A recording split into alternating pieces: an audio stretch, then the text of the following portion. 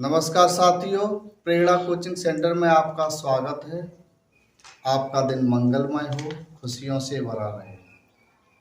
आज इस वीडियो में साथियों हम आपके लिए जवाहर नवोदय विद्यालय की फाइनल मेरिट 2022 की क्या रह सकती है, यह लेकर आए हैं। साथियों, इसमें सबसे पहले हम ये समझेंगे कि जितने भी जिले हैं उन जिलों के लिए, हर जिले के लिए कितनी सीटें होती हैं।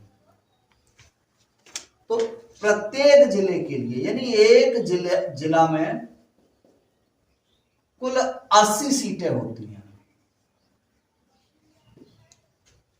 अब एक जिले में 80 सीटें, दूसरा जिला उसमें भी 80 सीटें होंगी। अब ये सीटें किस तरह से आरक्षण के अनुसार बटी हुई होती हैं वो मैं आपको पहले बताता हूँ।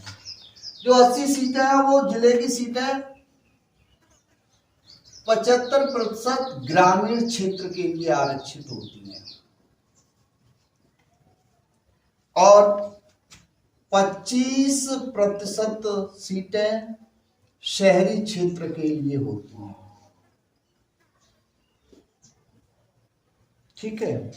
अगर इन 80 सीटों को देखेंगे तो 60 सीटें आपके ग्रामीण क्षेत्र के लिए हुई और 20 सीटें शहरी क्षेत्र के लिए आरक्षित रहेंगी। अब आगे हम चलते हैं। साथियों, ये हमने वीडियो बच्चों के कमेंट्स के आधार पर काफ़ी विश्लेषण करने के बाद अपनी जो अनुमानित कट ऑफ किस किस जिले में रहने की संभावनाएं बनाया गया है। ग्रामीण क्षेत्र के बारे में हम आपको बताते हैं कि ग्रामीण के लिए बॉयज की कट ऑफ क्या रह सकती है। अगर बॉयज में जनरल कैटेगरी की बात करें, बॉयज के लिए जनरल के लिए 96% रहने की संभावना है। साथियों, यहां मैं एक बात आपको समझाना चाहता हूं।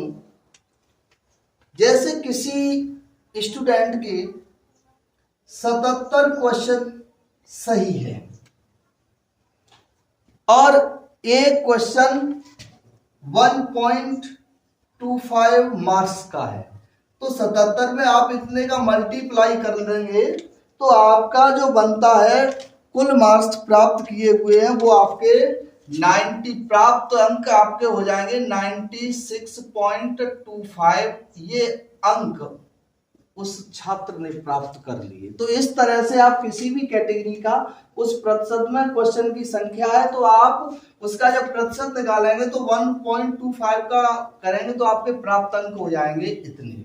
ठीक है, ऐसे आप सभी कैटेगरियों की निकाल सकते हैं। तो चलिए यही आपको बताता हूं आगे। जनरल कैटेगरी जो बॉयज है वो 96% रहने की संभावना है।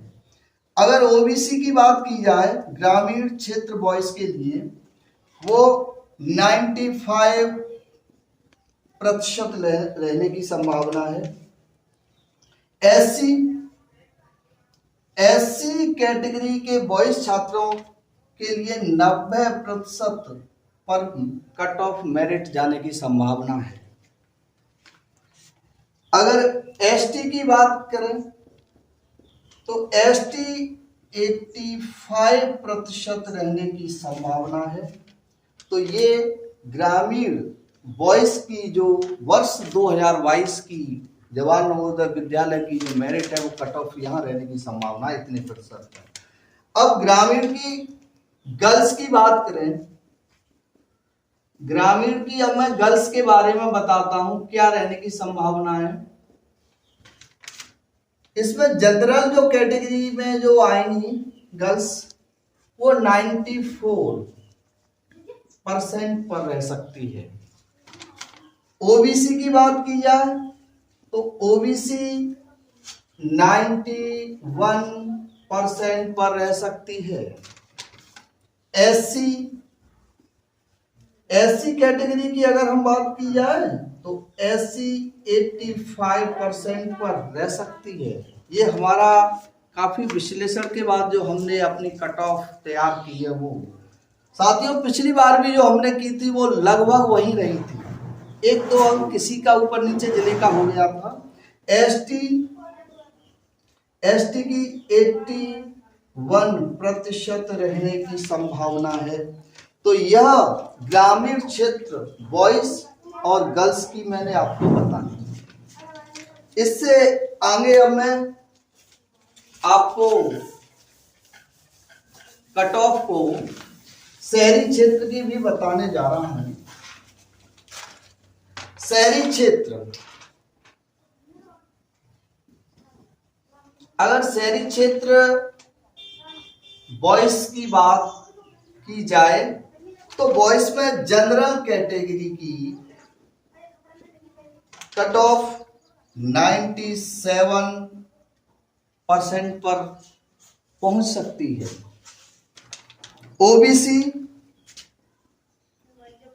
ओबीसी की कट ऑफ 96 पर रहेगी और एससी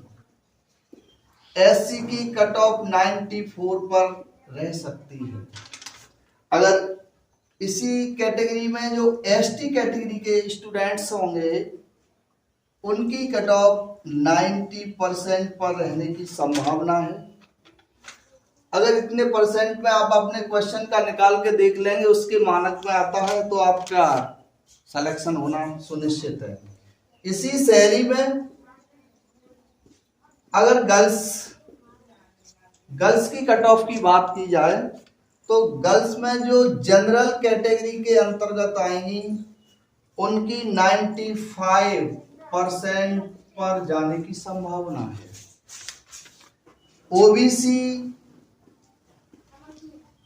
ओबीसी 93 पर रह सकती है।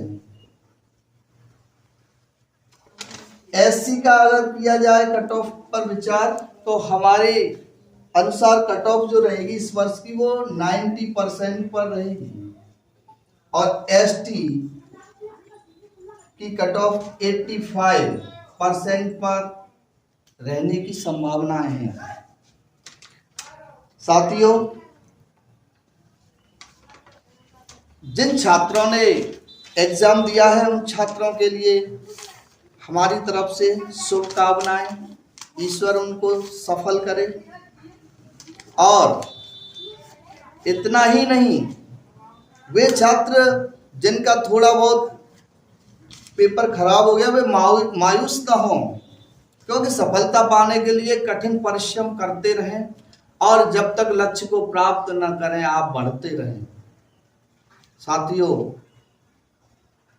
मैं इसी में आपको ये बताना चाहूंगा कि जो पेपर का लेवल भी हमने देखा था, ये जो कट ऑफ तैयार की है बच्चों के कमेंट्स के आधार पर विश्लेषण किया, उस पेपर का भी विश्लेषण किया तो पेपर में मैथ में अगर पेपर का देखा जाए लेवल तो ये एवरेज था, लेकिन मैथ में 2 या 3 क्वेश्चन थोड़े हार्ड थे, घुमावदार थे, जो बच्चों को बड़ी ही अंडरस्टैंडिंग के साथ निकालने थे। कुछ बच्चे तो इसमें सफल हो गए लेकिन कुछ बच्चे घूम गए और उनके ये क्वेश्चन गलत भी हुए हैं।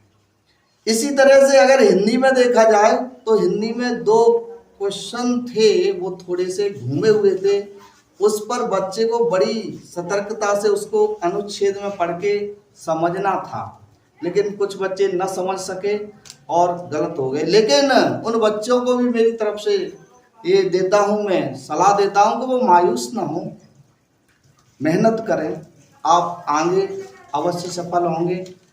साथियों, जिन साथियों ने हमारा चैनल अभी तक सब्सक्राइब नहीं किया है सब्सक्राइब कर लें और हमारी वीडियो को शेयर अवश्य किया करें, क्योंकि जो भी लेटेस्ट सूचनाएं होती हैं हम सबसे पहले आप तक पहुंचाने का प्रयास करते हैं। इसी के साथ जय हिंद, जय भारत, थैंक यू।